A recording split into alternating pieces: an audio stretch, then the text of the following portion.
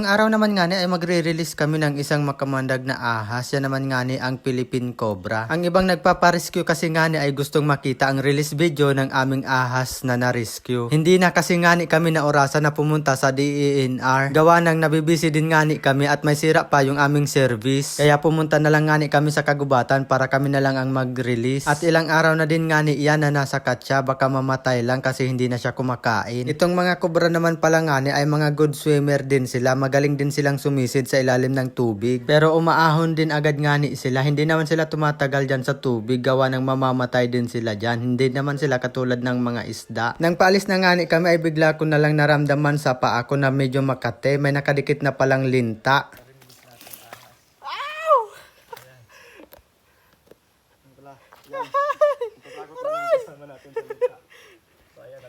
Tayo sa demo.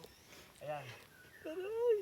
Kung mapapansin nyo, ganyan lang yung paglangoy nyo. Ngayon kasi nakahuli ka kasi tinatawag natin.